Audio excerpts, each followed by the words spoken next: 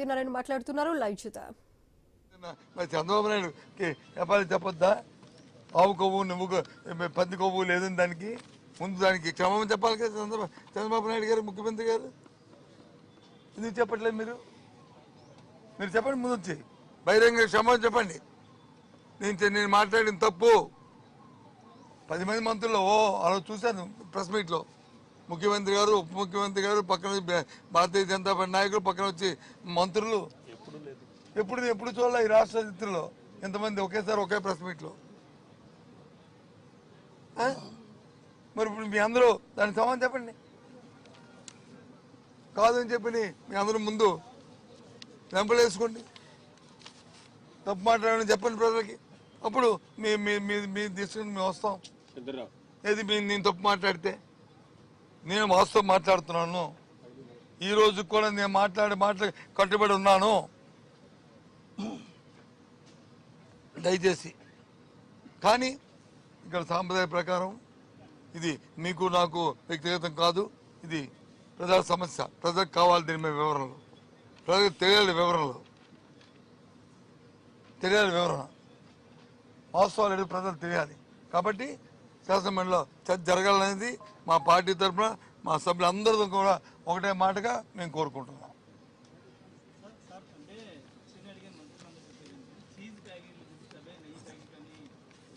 Sir నాకేం తెలియదా అమాయకుండా? నేనేమి ఏం చూపెట్టాను? హెరిటేజ్కి ఇందాపూర్కి ఉన్న ఎస్టాబ్లిష్ ఇంకో చూసుకోండి. ఈ ప్యాకెట్ మీద చూసుకోండి, హెరిటేజ్ది ఇగో ఇందాపూర్ తాలూకు పేరు కనిపించట్లేదు, చదువుకోండి అని చెప్పాను తప్ప నేను అమాయకుడిని కాదు. అంత మోసం చేయవలసిన అవసరం చంద్రబాబు నాయుడులాగా అంత అడ్డగోలుగా మాట్లాడి మా తత్వం నాది కాదు. నేను మాట్లాడకూడదా?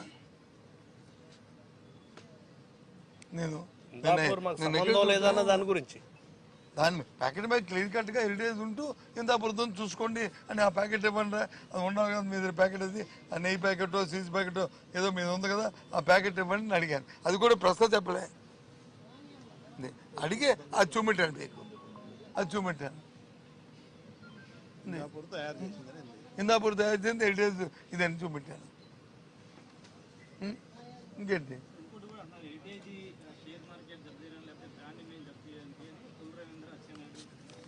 అదే అంటాను కదా సార్, మీరు వచ్చి దాని కొల్లి రవీంద్ర గారు, అచ్చెన్నాయుడు గారు, లేకపోతే ఇంకో మంత్రి గారు వాళ్ళు చెప్పిందంతా కూడా ఏదైతే చంద్రబాబు నాయుడు గారు తెలుగుదేశం పార్టీలో ఉన్న కుటుంబ నాయకులకి ఆ మంది ధనదానం ఏదైతుందో వాళ్ళు దాని చుట్టే మాట్లాడతారు. ఎంతసేపు డబ్బు దోపిడీ ఈ కార్యక్రమాలు మీరు మాట్లాడుతుంది. ఆ దేవదేవుడి తాలూకా ఔన్నత్యం, దానికి ఉన్న పవిత్రత, ఆ ప్రసాదంకు ఉన్న పవిత్రత, కోట్లాది మంది ప్రజల మనోభావాల్లో వాళ్ళకున్న దేవుడిపై ఉన్న భక్తి, ఆ బ్రాండ్ ఇమేజ్ వచ్చి ఏ రకంగా ఔన్నత్యాన్ని దెబ్బతీస్తుందో ఈ వీరి మాటల వల్ల, వీరి దందానికి వచ్చి ఏ రకంగా తాకట్టు పెడతారో దాని మీద నేను మాట్లాడుతున్నాను. నీ షేర్ రేట్ పెరిగిందా, షేర్ రేట్ తగ్గిందా, షేర్ పోయిందా, షేర్ ఉందా, అవి మాకు సంబంధం లేదు. నేను దేవుడి పట్ల, తిరుపతి దేవస్థానంతో ఔన్నత్యం పట్ల, ఆ దేవదేవుడి తాలూకా ఉన్న నిబద్ధతతో ఇవాళ నేను మాట్లాడుతున్నాను. నేనేమి షేర్ మార్కెట్లు, వ్యాపారాలు వీటి గురించి మాట్లాడలేదు, మాకు సంబంధం లేదు కూడా.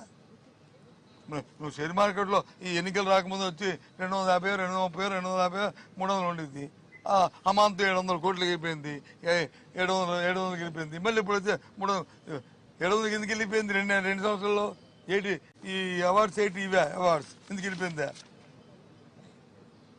దేనికి? నేను దాంట్లోకి వెళ్ళను, నాకు అవసరం లేదు. నాకు అవసరం లేదు. వెళ్తే వాటి మీద మాట్లాడుతున్నాను, నాకు అది అవసరం లేదు. నాదంతా కూడా ఆ భగవంతుడు, దేవదేవుడు, ఆయన ప్రతిష్ట, ఆయన ఔన్నత్యం, ప్రజల మనోభావాలు, భక్తుల మనోభావాలు, కోట్లాది మంది తాలూకా ఆలోచనలు, వాళ్ళ మనసులు ఎంత గాయపడ్డాయో వాటిని నివృత్తి చేయడానికి నేను మాట్లాడుతున్నాను. మా పార్టీ మేము మాట్లాడుతున్నాం. మేము పార్టీలో మేము చర్చించుకుని ఈ అంశం తప్ప ఈ ఈ షేర్ మార్కెట్లు ఇటు అవి అప్రస్తుతం మాకు ఇవన్నీ వాళ్ళకి కావాలి వాళ్ళ మంత్రులుగా నాయకుడికి ఆ డబ్బులు అవన్నీ వాళ్ళదే ఆలోచన మాది ఆలోచన కాదు.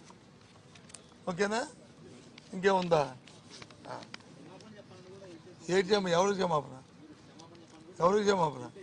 మీకు తెలుసో తెలీదో 2021 సంవత్సరం అనుకుంటా, ఐ థింక్ సంవత్సరం రామోజీరావు గారు చనిపోయిన స్వర్గీయ ఈనాడు పత్రిక నాకు వచ్చి ఇలాంటి నోటీస్ ఇచ్చినప్పుడు మళ్ళీ ఇప్పుడు చంద్రబాబు నాయుడు కుటుంబం ఇచ్చింది. దానికే దిక్కులేదు, దీనికే ఉంటుంది. 3 సంవత్సరాల కింద మీద పడ్డారు, తర్వాత ఇతర చేసుకున్నారు వాళ్ళే. ఇది వాస్తవం. అడగండి, ఇక్కడ ఈనాడు పేపర్లో ఉన్నారా? ఈనాడు మీ వాళ్ళని అడగండి, చెప్తారు. ఇచ్చారు కదా, ఇచ్చి ఇతర చేసుకుంది అడగండి. ఎందుకంటే మేము నిబద్ధంగా ఉన్నాం. ఎవరి మీద బురద జల్లి బురద మీరు తుడుచుకోవాలని, లేదా ఎవరి మీద రాయిసి మీరు వచ్చి దాన్ని తుడుచుకోండి అని చెప్పే తత్వం కాదు. వాస్తవం ఉంటే మాట్లాడతాం, వాస్తవాన్ని చెప్తాం, వాస్తవాన్ని ప్రజలను పరిశీలించమంటాం, ప్రజలు న్యాయం తెలుసుకుంటారు. ఇది ఓకే.